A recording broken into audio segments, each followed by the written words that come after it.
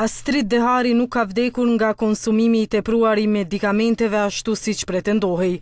Ndonëse në trupin e Deharit janë gjetur gërvishje në qafë dhe në duar, kryeprokurori i prokurorisë së Prizrenit Syl Hoxha ka thënë se aktualisht nuk ka të dyshuar për vdekjen e Deharit.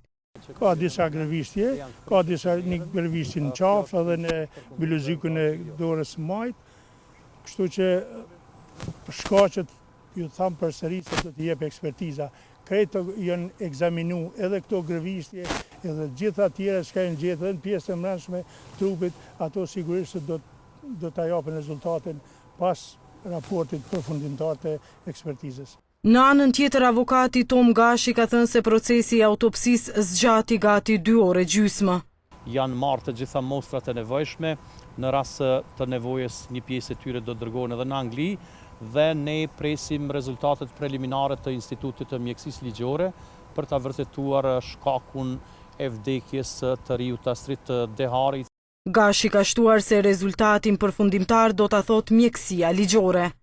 Në fakt, kryeprokurori i Prizrenit Syl Hoxha, 2 ekspertët e caktuar nga familja Dehari, Besim Ymaj nga Shqipëria dhe Besim Latifaj nga Anglia, kanë qenë ata që e kanë përcjell nga afër këtë proces.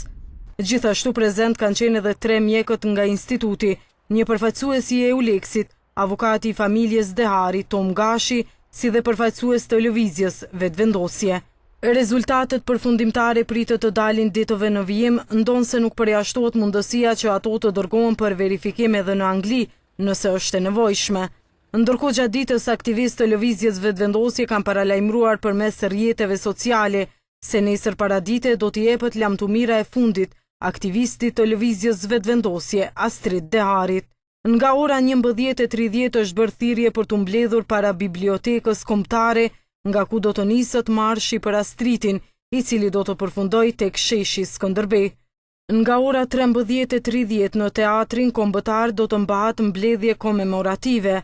Varrimi i Deharit do të bëhet në ora 14 në varrezat e fshatit Zllatar, afër Matiçanit. Pjesëmarrja në varrim nuk u është lejuar 5 aktivistëve të tjerë të lëvizjes Vetëvendosje që po mbahen në arrest. Këtë e ka bërë të ditur deputetja nga radhët e lëvizjes Vetëvendosje, Donika Kadaj Bujupi.